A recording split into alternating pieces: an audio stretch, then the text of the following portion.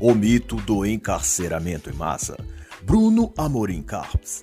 Este trabalho não se trata de um audiobook ou narração do livro, mas de uma análise em que faço comentários ou comparações, ilações e exemplificações para com a política do dia, cultura ou eventos atuais, mas que, no entanto, não representam os pontos de vista do autor.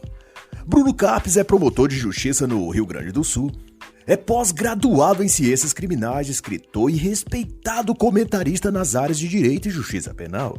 Esta obra, por obstante, trata e busca esclarecer sobre toda a narrativa falsa e mitológica acerca da questão do encarceramento e do direito penal brasileiro, de como esse tema vem sendo moldado e conduzido não a partir das próprias normas do direito, mas por uma agenda globalista que tenta conformar o mundo do direito e demais esferas da política, cultura e economia a um grande sistema mundial de controle, subjugada a uma meia dúzia de tecnocratas e big techs no pensamento de lugar comum, para se ter ideia a qual pertence às opiniões das massas e da maioria das pessoas, por óbvio. O Brasil possui um sistema prisional excessivamente punitivo e encarcerador, que prende e oprime minorias étnicas, sociais, raciais, atuando para além das premissas jurídicas e humanitárias. Mas para Bruno Carpes, porém, é exato o oposto disso que ocorre.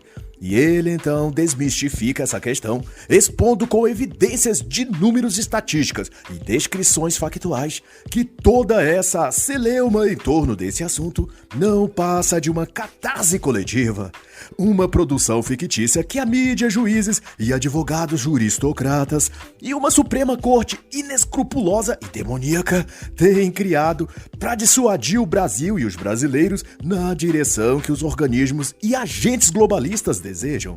Portanto, tudo do que trata a questão do encarceramento no Brasil não tem a ver somente com uma suposta aplicação da lei ou correção de uma lei ou conjunto de leis punitivas excessivas, mas sim de um implicado processo de desconstrução e reordenação do mundo à imagem e semelhança dos organismos internacionais que querem controlar tudo e a todos.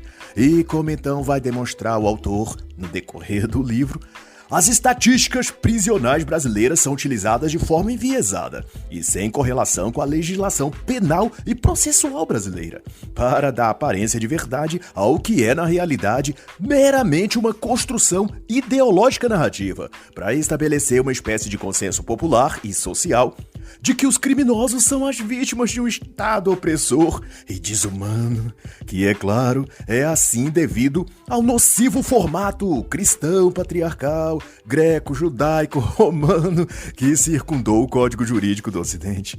Ao contestar, portanto, toda essa grande narrativa que trata o preso e o criminoso como herói e justiceiro social, vítima do preconceito estrutural do nosso país capitalista, o autor aponta para a atuação da mídia engajada, como ele se refere, que junto a setores da academia jurídica atua como ativista de uma nova ordem mundial, de um novo mundo que, em tese, seria mais justo, pacífico, humano, incluso e, claro, sem nenhuma pobreza, discriminação ou desigualdade social.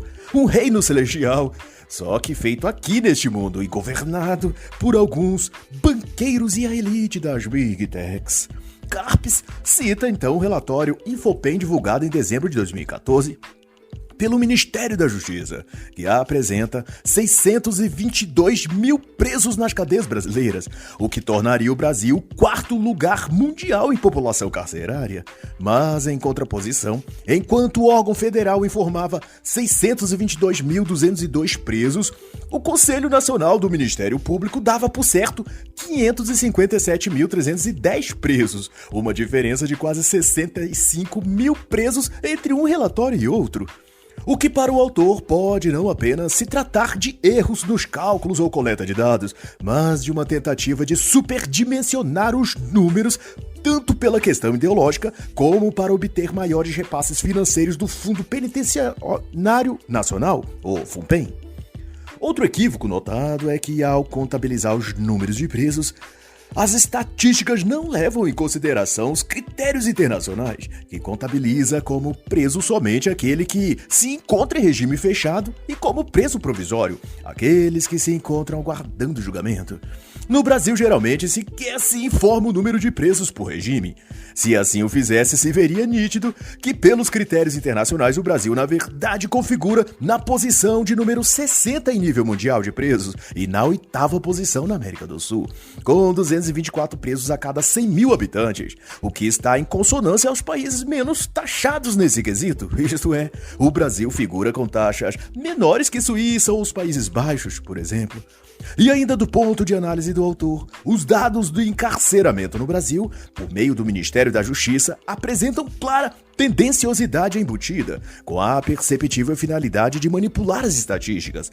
E como demonstração disso, Bruno Carpes elenca ainda outra forma de manipular as informações, que é o hábito recorrente de nunca dizer quantos presos deixam a cadeia, quantos são os egressos do sistema prisional. E como exemplo, ele cita os dados oficiais do Infopem de 2014, em que, enquanto 279.912 pessoas ingressaram no sistema prisional, 200 mil saíram dele, ou seja, deixaram de ser parte do contingente carcerário. Logo, as taxas de aprisionamento tendem a manter-se relativamente proporcionais, muito diferente do alarde que é feito pela mídia de que o Brasil prende muito.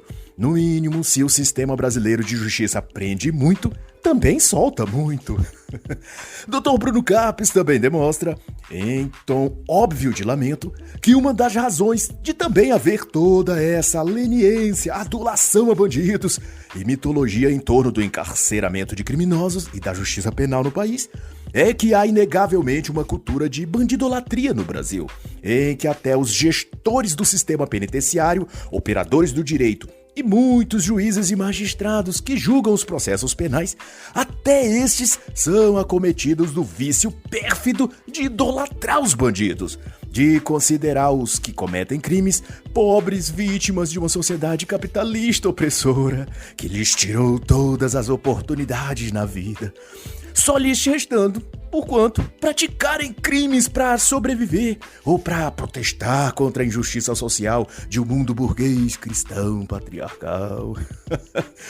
Fato que demonstra isso está em que, em setembro de 2017, aqueles que estavam à frente dos órgãos de gestão e controle do sistema penal no Brasil, o então diretor do Departamento Penitenciário Nacional, 3 coordenadoras técnicas dos relatórios do Infopem e o então diretor-presidente do Fórum de Segurança Pública, todos estes assinaram um artigo em que elencavam sua descrença no método de prender e privar da liberdade os que cometem crimes.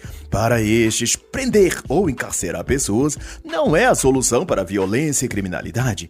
Claramente, eles deslegitimam a ação legal prevista nas leis brasileiras, em prol de juntar voz no coro que canta a falácia de que os bandidos são vítimas sociais e precisam de inclusão em vez de punição. Não há, neste caso, outro termo mais apropriado do que o usado por Bruno Carpes de que se trata de um ativismo desencarcerador, que, claro, está perfeitamente em sintonia com tudo que prescreve a ONU nessa temática da questão criminal e da prisão de delinquentes. Alega-se, em se tratando disso, que o Brasil prende muito, e essa é uma metodologia ineficaz e um velho método que não se mostrou producente. No entanto, a verdade é o inverso disso, como mostra o autor. O Brasil prende pouco, e o que ocorre é uma aplicação leniente e obtusa da lei, sendo que o velho método a que se refere os ativistas anti-encarceramento é, na realidade, esse procedimento de soltar os criminosos antes de cumprirem sua pena, ou mesmo de sequer prendê-los, dando penas alternativas em lugar de prender os que cometem variados tipos de crimes. Bruno Carpes traz os dados de que 50,67% das pessoas no Brasil comportam transação penal. Isto é, o acusado aceita pagar uma multa antecipadamente para não ter de ser preso e de então o processo é suspenso condicionalmente. 24,10% resultam em direta suspensão condicional do processo e outras 3,42% são substituídas por penas privativas de direito e apenas 2,67% impõe-se regime inicialmente fechado. Em mais de 75% das penas, sequer a condenação. Dizer então que o Brasil vive uma onda encarceradora e punitivista, no dizer do próprio autor, é se colocar muito distante da realidade. A realidade brasileira, aliás, é notadamente a impunidade. E os criminosos têm aqui um paraíso, e não o inverso. Ademais, como já dito, a narrativa de que o Brasil prende muito é um artifício ideológico que contém também interesses financeiros dos 3,5 bilhões de reais que são liberados conforme o número de presos e detentos. Quanto mais esticar os números de apenados, maior é a verba. Isso explica porque os dados concernentes ao número dos que cumprem pena nos presídios brasileiros divergem tanto. O Infopem divulgou, em 2017, 726,712 mil presos, quando na realidade em regime fechado haviam 573,9 presos. Isso em número de milhares, claro. 153.703 a menos. Houve que pessoas em regime aberto e semiaberto foram também computados para inflar esses números. Por conseguinte, o Conselho Nacional de Justiça divulgou na mesma data o total de 666.568 presos, 60.144 a menos que os dados do Infopem. Mesmo assim, o CNJ, Conselho Nacional de Justiça, também contabilizou apenados em regimes abertos e semiabertos. Sem estes, o total seria pouco mais de 546 mil presos. E nesse mesmo sentido, o número de vagas nas cadeias e penitenciárias brasileiras também são manipulados. Na proporção que o total de presos é inflacionado, o total de vagas é reduzido. Em 2015, o Infopem divulgava 368.049 vagas nos presídios no Brasil. Já o Conselho Nacional de Justiça, o CNJ, falava em 403.499 vagas. Uma diferença de quase 35.500 vagas. E essa disparidade tem a ver também com a intenção deliberada de alardear a superpopulação dos presídios e a alta taxa de ocupação nas cadeias brasileiras, o que justificaria o discurso de que o Brasil prende muito e que soltar os pobres coitados dos bandidos e criminosos é a solução para o sistema prisional não colapsar. Outra manipulação das informações está também no escopo da linguagem, na construção de narrativas para descrever a situação onde certos termos e expressões são colocados para obstruir o raciocínio ao invés de esclarecer os fatos. Por exemplo, é dito e repetido que o Brasil, no período de 11 anos, segundo o CNJ e CNMP, dobrou sua massa carcerária. Embora se trate de números inflacionados, se tem também o fato de que, se os crimes e criminosos aumentam, por óbvio, aumenta-se também o número de prisões e de encarcerados por consequência. A população carcerária é reflexo do número de crimes. A prisão é resultado do crime, dirá o autor. E não o contrário disso. Não é prender bandidos que aumenta os crimes. É o oposto, é o aumento dos crimes que faz aumentar as prisões. E o autor, apesar disso, analisa e conclui que, não obstante o aumento de crimes e de prisões, em consequência destes crimes, o Brasil está muito longe de aplicar justiça e de ser punitivista ou encarcerador, como alegam aí os militantes bandidólatras. Bruno Carpes destaca que o sistema prisional no Brasil constitui uma verdadeira porta giratória de criminosos. Na mesma proporção que entra novos presos, sai das cadeias números iguais ou até maiores de criminosos absolvidos ou para cumprir penas alternativas ou de regimes progressivos. No Mato Grosso do Sul, cita ele como exemplo, a cada 100 presos que ingressam nos presídios, 96 outros saem deles. São, então, libertos no Piauí, outro exemplo, de cada 100, 93. A cada 100 que entram nos presídios do Piauí, 93 saem. A omissão e distorção destes fatos, então, consiste, segundo o Dr. Bruno Carpes, na aplicação analogamente, claro, do duplo pensar da obra icônica de George Orwell, 1984. E tudo isso denota algo muito claro: o segmento de uma agenda internacional que tem a ONU, as Big Techs e alguns chamados investidores internacionais, seus principais idealizadores. E assim como Bruno Carpes, ao decorrer do livro, indico a brilhante obra Bandidolatria e Democídio, dos célebres autores Diego Pesce e Leonardo de Jardim. Essa obra esmiuça o projeto de poder ditatorial global em cujos tentáculos abrangem o que concerne à questão penitenciária, ou da idolatria aos criminosos, para ser mais específico. Isso está bem delineado nos capítulos 4 e 5 da segunda parte do livro, entre as páginas 127 e 147, na edição de 2017.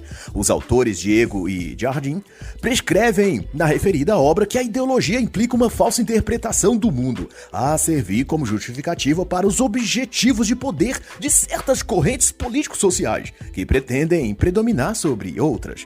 Ademais, doravante, inexiste encarceramento exagerado ou em massa no país. Tanto é, e que serve de espelho do que ocorre em todo o país, que só no Rio de Janeiro, dados do próprio CNJ dá conta que só em 2015, dos processos daquele estado, apenas 5,36% corresponde a réus presos.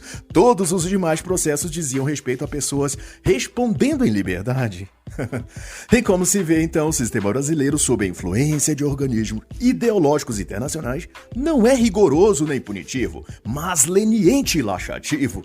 Só no Brasil e em países de alma marxista, uma assassina criminosa psicopata que tenha participado, assim por acaso, do assassinato dos próprios pais, recebe o indulto de deixar a prisão em pleno Dia das Mães. Ai, meu Deus, um absurdo. Ou, outro exemplo, um sociopata, estuprador, algo básico assim, recebe direito a saidinhas, em que ele aproveita, claro, para pegar carona, estuprar e matar mais uma jovem, dessa vez de 22 anos de idade, como aconteceu na cidade de Frutal, em Minas Gerais. O sistema prisional e penal brasileiro é frouxo e acobertador de bandidos, muito diferente do que alardeiam os ativistas anti-encarceramento.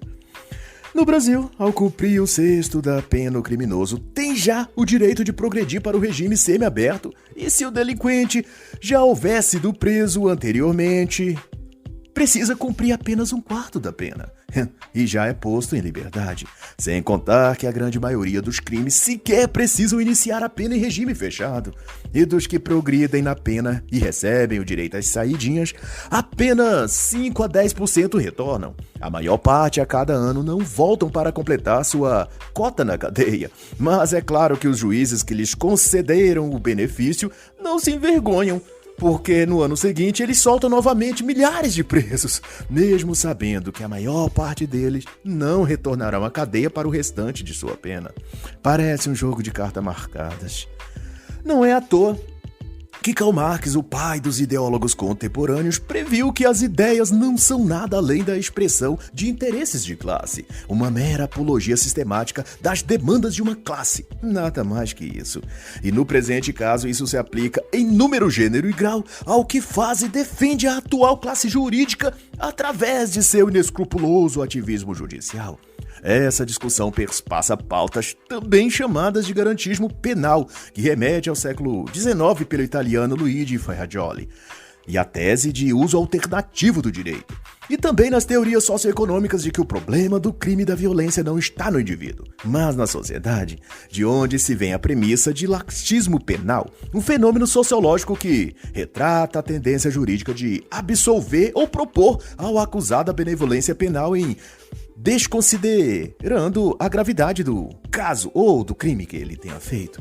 A grande maioria dos juízes, promotores, operadores do direito, por aí afora, incluso especialmente os ministros do STF, são assumidamente adeptos do garantismo penal, uma excrescência moral, para se dizer o mínimo.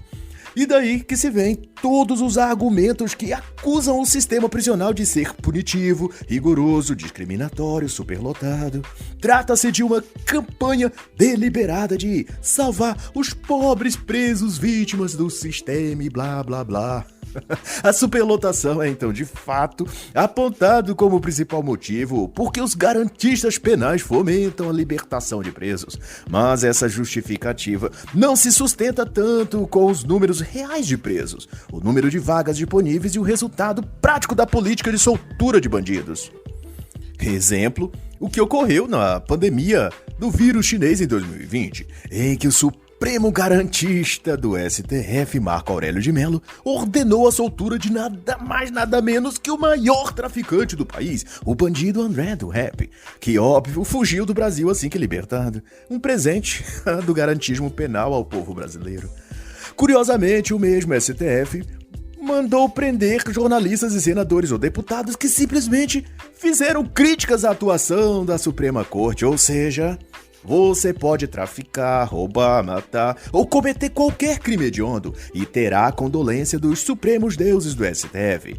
Mas se você chamar algum deles de cabeça de ovo ou apontar quaisquer de suas equivocadas decisões jurídicas, aí sim a pessoa terá cometido, na visão desses deuses de toga preta, um crime imperdoável.